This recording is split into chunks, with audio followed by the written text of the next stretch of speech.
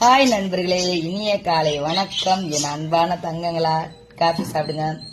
இன்னைக்கு எனக்கு ஒரு சொல்ல முடியாத ஒரு சந்தோஷம். என்ன சொல்லுங்க?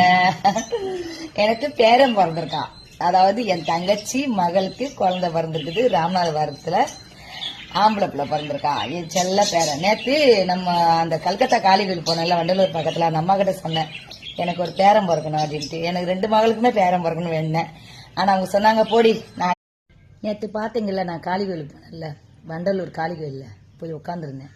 மனசே சரியில்லை, அப்படியே உட்காந்துக்கிட்டு இருந்தேன். என்னடா பண்ணுறது, பாப்பாவை ஆஸ்பத்திரி சேர்த்து வச்சுருக்காங்களா, என் தங்கச்சி மகளை என்ன செய்யறதுன்னு தெரியல. ராமநாதபுரத்தில் சேர்த்து வச்சுருக்காங்க. இங்கே நான் போயிடுவேன், சரியான மழை காற்றுமா இருக்குது, என்ன பண்ணுறதுன்னு தெரியாமல் மண்டையை போட்டு குழப்பிக்கிட்டு இருந்தேன். அந்த அம்மா வந்தாங்க. அந்த அம்மா கிட்ட சொன்னேன், இந்த மாதிரி பிள்ளையம்மா ராமநாதபுரத்தில் சேர்த்து வச்சுருக்காங்கம்மாண்டு.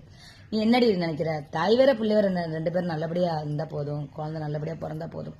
ஒரே வார்த்தை கேட்டாங்க, உனக்கு என்ன குழந்தைடி வேணும் உனக்கு?